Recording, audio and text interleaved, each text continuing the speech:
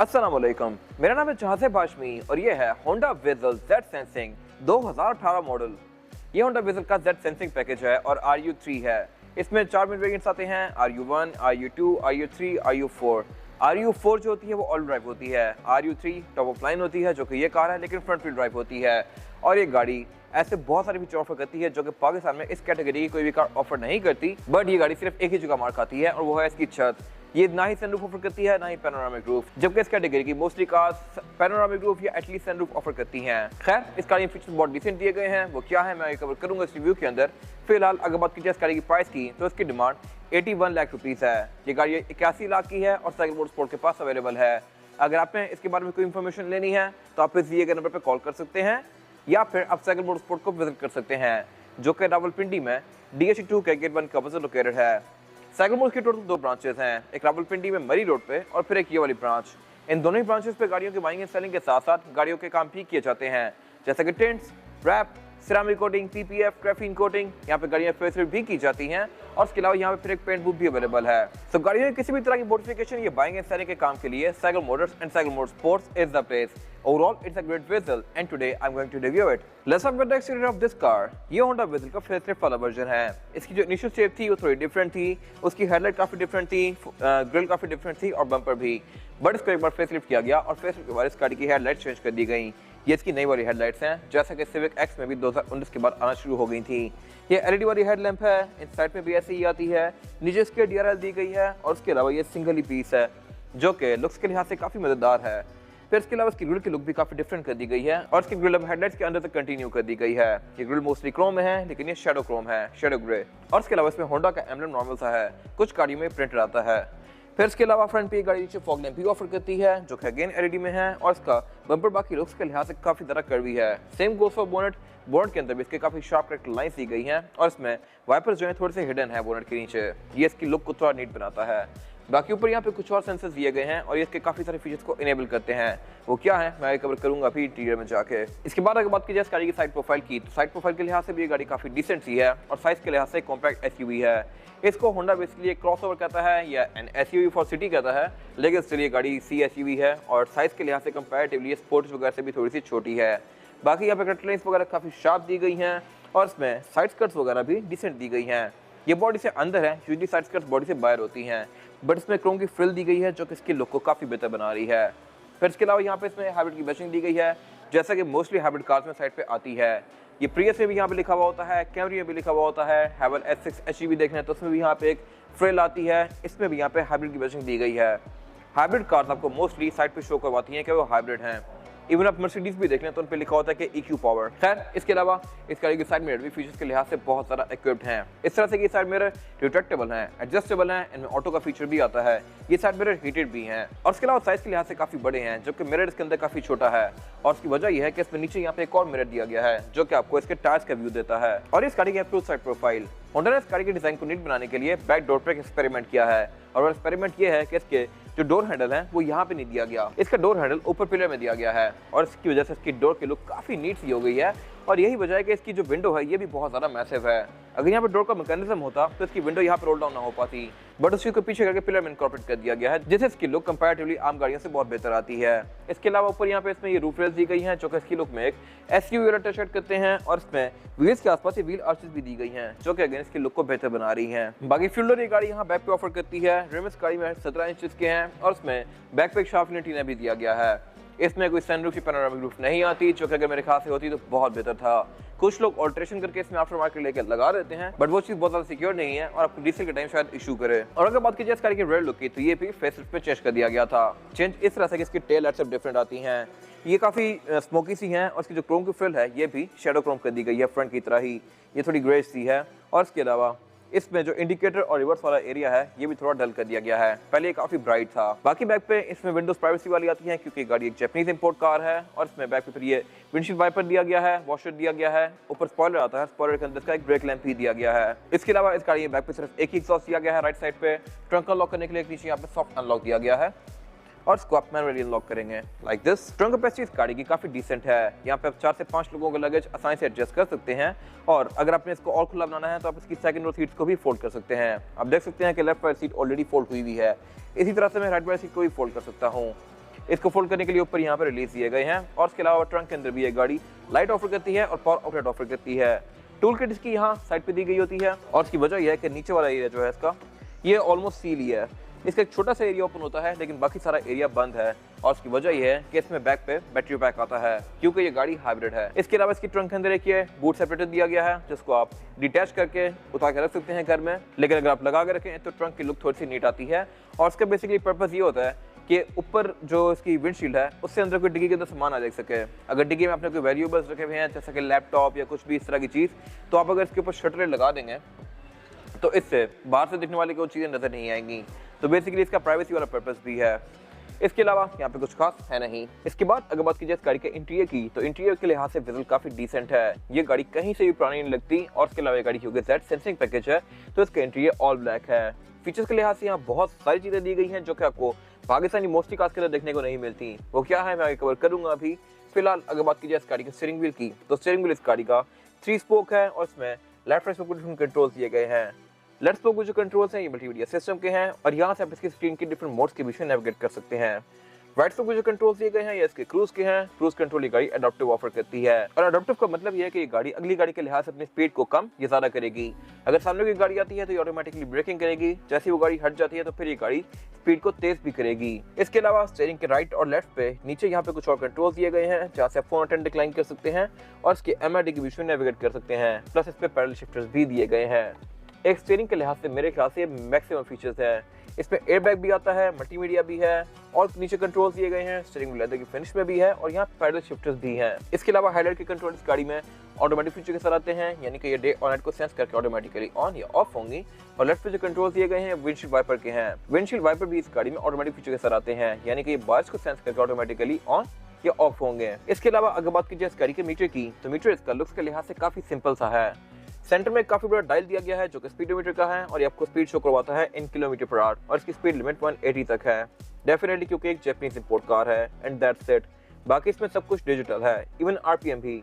अगर आपने RPM देखना है तो यहाँ से आप डिफरेंट मेन्यूज के बीच में नेविगेट करते करते RPM तक पहुंचेंगे। और इसके अलावा यहाँ पे गाड़ी आपको बहुत सारी चीजें शो करवाती है जैसे कि ट्रेस, एवरेज किलोमीटर पर लीटर, आउटसाइड टेम्परेचर, हाइब्रिड की स्टैट्स और वो सारी चीजें जो कि हर कार में आती होती हैं। लेफ्ट पे इसका चार्ज इंडिकेटर दिया गया है और इसके अलावा यहाँ पे गाड़ी गेयर शो करवा रही है। अगर बात की जाए मीटर की हाउसिंग की, तो मीटर की हाउसिंग मोस्टली इसकी चीप प्लास्टिक की फिनिश में है जो कि मेरे ख्याल से इससे बेहतर हो सकती थी। और उसके अलावा उससे नीचे यहाँ पे इसका ये मल्टीमीडिया पैनल दिया गया है और ये जेन्युइन मल्टीमीडिया पैनल है इस गाड़ी का। ये जेन्युइन स्क्रीन वाली कार है और एक गैदर्स की स्क्रीन है। इसके नीचे जो बटन दिए गए हैं ये टच में है। इसके अलावा यहाँ पे ये गाड़ी आपको डिफरेंट फीचर्स ऑफर करती है जैसा कि GPS, ब्लूटूथ, नेविगेशन, ऑक्स, इस तरह की सारी चीज़ें जो कि मोस्टली कार्स में आपको देखने को मिल जाएंगी। इसके अलावा इसमें एयर वेंट भी 5 आते हैं फ्रंट पे, यहाँ पे 3 दिए गए हैं। ये एक यूनिक डिज़ाइन है और इसके अलावा जेड सेंसिंग में इंटीरियर आपको मोस्टली ब्लैक में देखने को मिलेगा, लेकिन इसके कुछ बड़े वर्जन हैं और छोटे वर्जन हैं। छोटे वर्जन में इंटीरियर आपको डिफरेंट टोन्स में देखने को मिल जाएगा जैसा कि व्हाइट की, ग्रे की और ब्राउन वगैरह की। अगर आप इससे ऊपर जाते हैं तो उसमें फिर इंटीरियर आपको एल्केंटारा में भी ऑफर होता है। फिर इसके अलावा नीचे यहाँ पे इसका क्लाइमेट कंट्रोल दिया गया है। क्लाइमेट कंट्रोल ये गाड़ी डुअल जोन ऑफर करती है और यही वजह है कि ये गाड़ी पाकिस्तान में बहुत ज्यादा पॉपुलर हुई थी।